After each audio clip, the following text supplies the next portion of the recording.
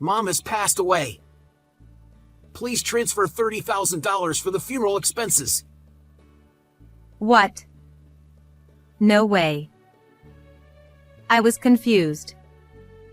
Because standing right next to me was my supposedly deceased mother-in-law. Moreover, he abruptly hung up. Then, my mother-in-law casually suggested a surprising idea. I have a good plan. Ignoring my confusion, she started to lay out a certain plan. Let's go confront him. Encouraged by her words, I took action to confront my husband. My name is Emily. I married my husband, Mike, who is 5 years younger, when I was 32.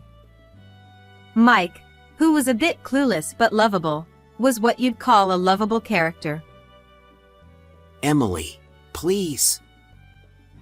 Whenever he smiled and asked, I couldn't refuse anything he requested. Though his slightly careless nature was a flaw, his presence always brightened the atmosphere and made him a mood maker. In contrast, my mother-in-law, Martha, was very straightforward. We didn't live together, but she had a slightly intimidating aura. Apparently, my husband had always been uncomfortable around his mother. You don't have to force yourself to get along with her. He even told me that. Even so, I am your wife here.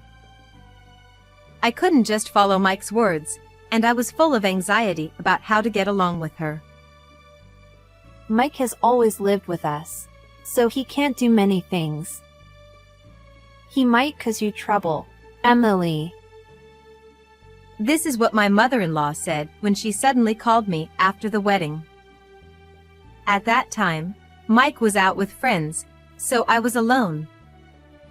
Not knowing how to respond, I just said, "No, it's not like that," and fell silent. I know it's my fault for not raising him better. So, please consult me if anything happens. I was happy to hear such kind words from my mother-in-law, who seemed so different from her appearance and aura. I didn't mention this phone call to Mike, thinking it wasn't necessary. For a while after the wedding, we lived peaceful days, but as time went by, my husband's carelessness began to stand out more and more. This is what his mother was talking about. Every time I saw his actions, I thought so. He often left his clothes and socks lying around and didn't clean up his dishes after eating. Put this in the washing machine and this in the sink. I repeatedly told Mike every day. Oh, sorry. But can't the person who notices do it? Please, Emily. I wasn't sure if he was ignoring it or what, but it didn't seem to sink in at all. If I don't notice, the house will be a mess. Is that okay? You're responsible, Emily, so it's fine. Right? His innocent smile made me feel it was useless to say anything more, and I couldn't insist any further. Moreover, this was still considered rather cute. My husband was often late and frequently broke promises. For Mike's birthday, why don't I cook a feast and celebrate at home? Sounds great. I love your cooking, Emily, so I'm looking forward to it.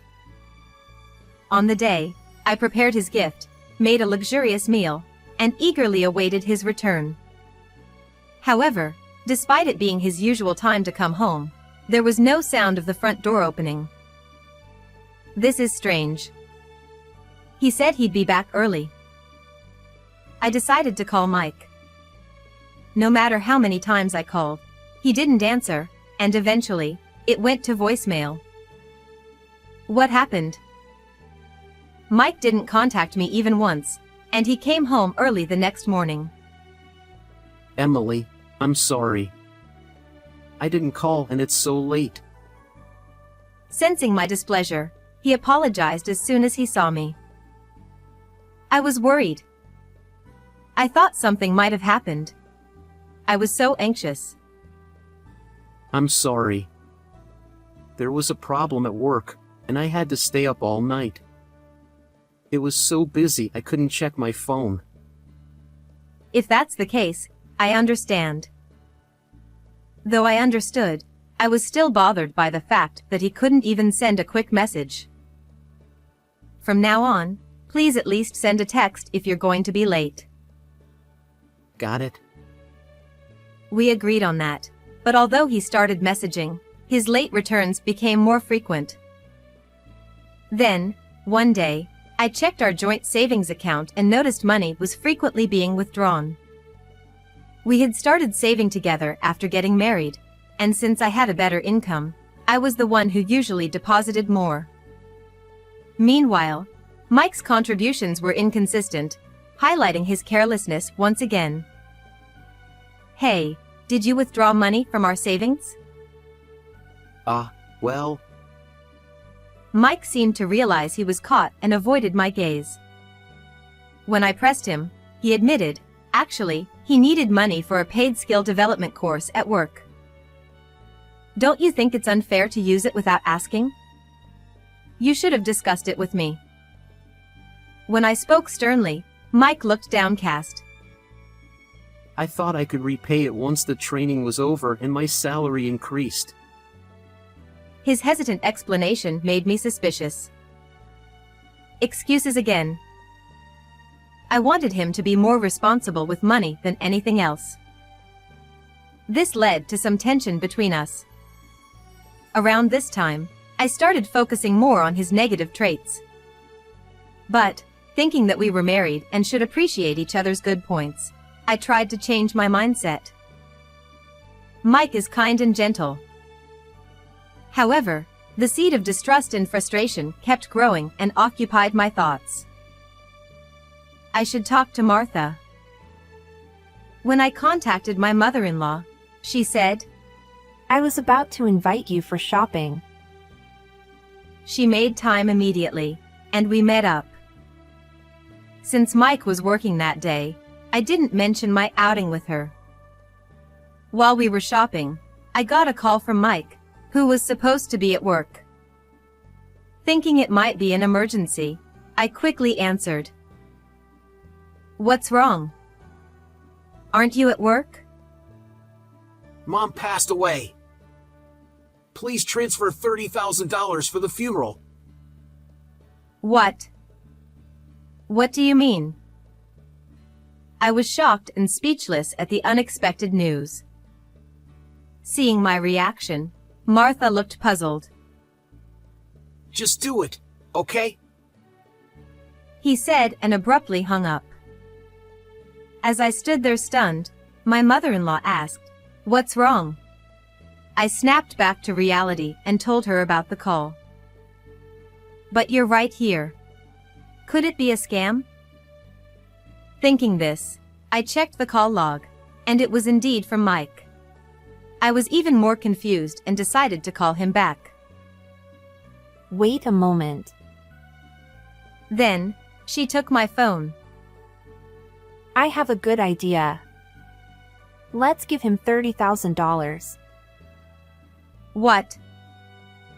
Martha casually said something surprising and began discussing a plan with me, despite my confusion. I see. Let's confront him. Thus, our plan began. While waiting for my husband to come home, I prepared the $30,000 he had asked for. Haven't you got the money ready yet? I need you to transfer it quickly. 2 hours after the first call, Mike called again, sounding impatient. Sorry, it's a large amount, so I haven't gotten it yet. I should have it ready by tomorrow. Got it. Just make sure you do. And I won't be home tonight because I'm meeting with the funeral director. Once again, he abruptly ended the call.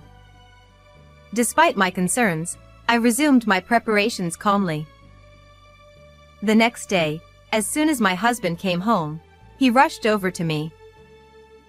Is the money ready? He kept asking about it. Someone I trust will bring it later. So don't worry. Who? I can't say yet. But first, we need to talk. I turned to face Mike, looking at him seriously. He looked at me with suspicion. What caused your mom's death? I want to see her and say goodbye. Emily, you shouldn't see her. It was an accident, and her condition is really bad. You'd be shocked. But I need to attend the funeral as her daughter-in-law. Even though I said this, he kept insisting I shouldn't, without providing any details. At that moment, the door between the living room and the adjoining room suddenly opened.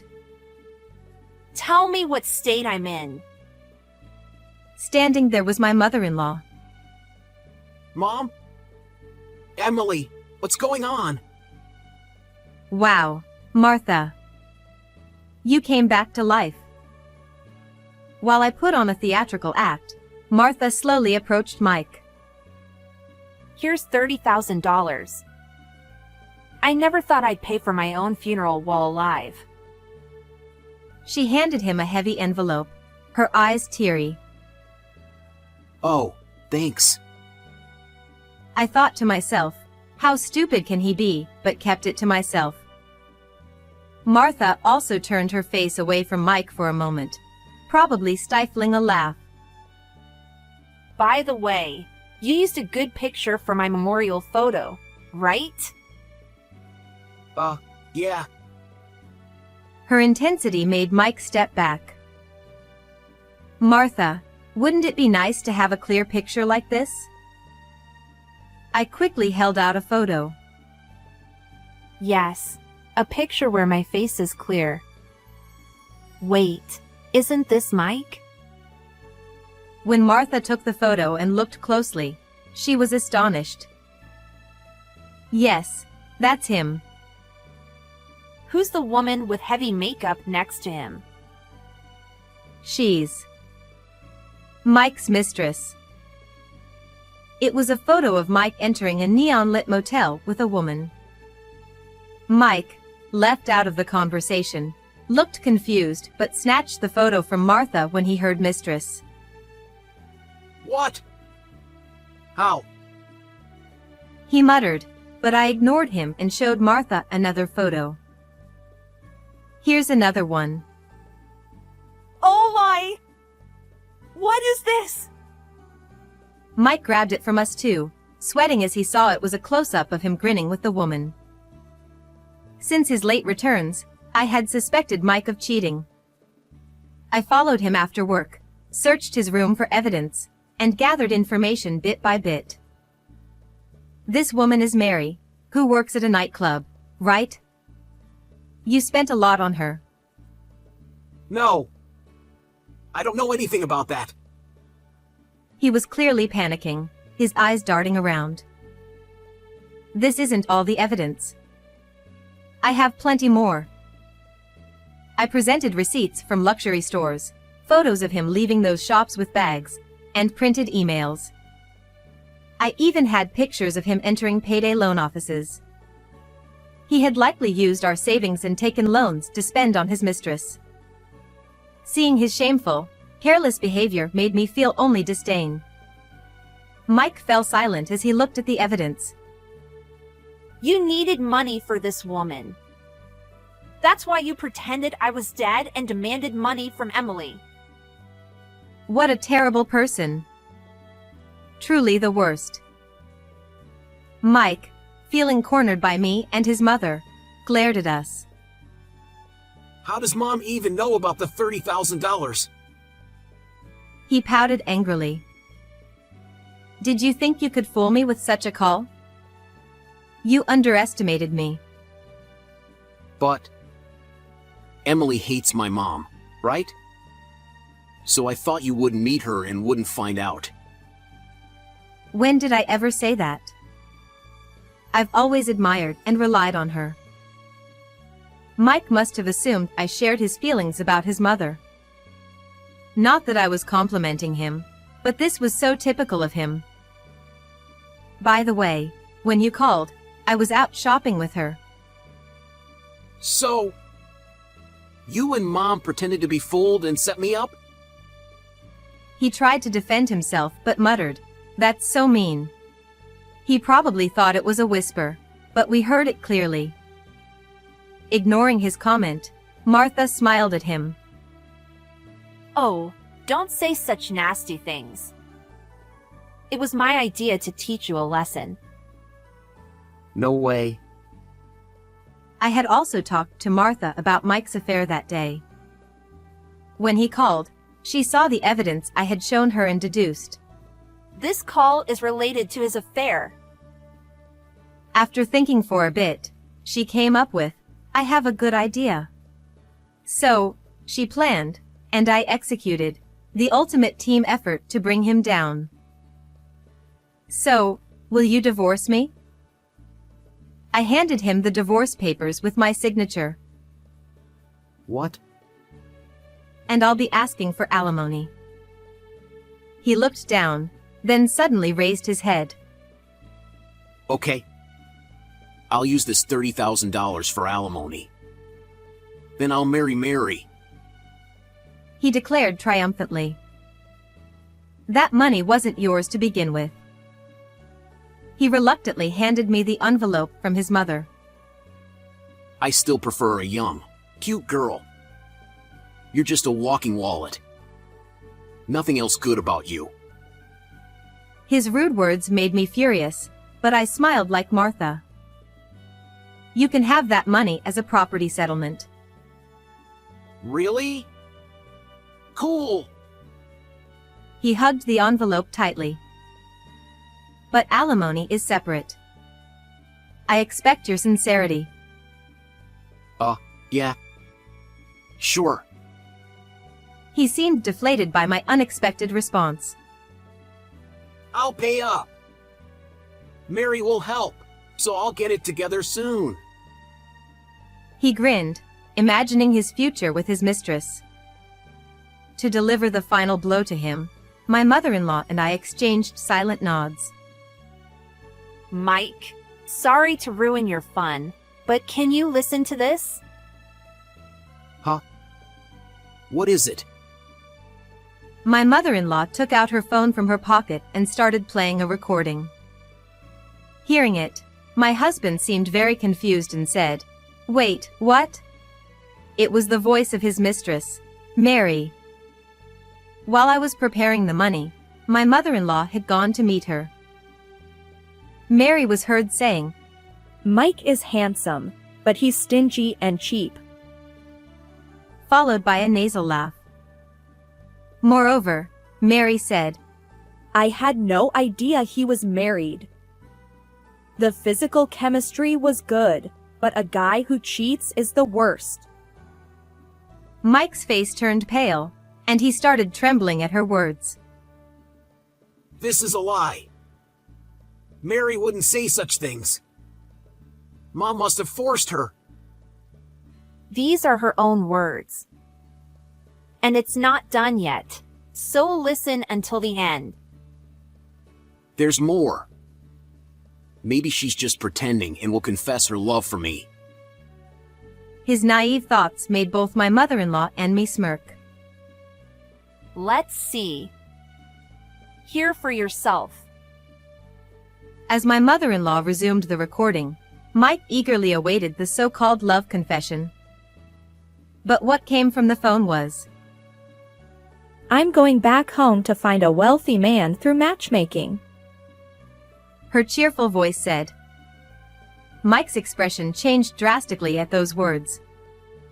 I had to stifle my laughter. This is reality. Got it? It's different from your fantasies. Mike's eyes welled up with tears as his mom delivered the final blow.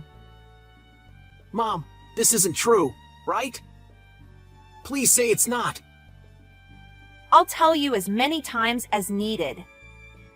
It's reality. No way. How about coming with me to Mary now and convincing her? Are you stupid? It's over. Crying to his mother didn't help, and she cut him off sharply. He then turned to me, seeking sympathy. Emily, can you reconsider the divorce? After all this?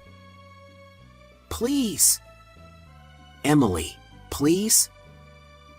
He clasped his hands and tilted his head in a pleading gesture. In the past, I might have given in to this, but I was fully awake now. Sorry for not being young. But I can't stay with a man who lies about his mother's death and cheats to spoil his mistress, I said, pushing Mike away. He muttered, "No way," and collapsed in a daze.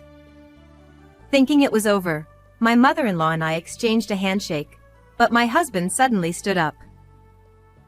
I have to return it. Today's the last day. He shouted and rushed off with the $30,000 envelope. Wait, you need to check what's inside. My voice didn't reach him. Well, let it be. It'll be funny. True. My husband was probably heading to a payday loan office to pay off his debt. But the envelope contained a bundle of paper cut to the size of bills, prepared by me. It was a painstaking task, but necessary. I could imagine him panicking there, but it was no longer my concern. Later, we finalized the divorce. I demanded $20,000 in alimony for the affair. It seemed he had no money and had to borrow from another dubious lender to pay. He reportedly presented the bundle of paper at the first loan office, only to be thoroughly scolded when the contents were revealed. My former mother-in-law, Martha, also cut ties with him. When he cried, "Don't be mad over something like this," Martha replied, Your mother is supposed to be dead, right? Isn't that fine? She ignored him. He apologized repeatedly, but she never responded. All of this was his own doing. As for me, I'm living every day to the fullest, with work as my passion. I'm striving to become the first female manager in my 30s at my company. I occasionally meet with Martha for lunch, sharing our updates like good friends. Looking forward to a long and fulfilling life ahead, I plan to live true to myself. How did you like this story? Please subscribe to my channel. See you in the next video.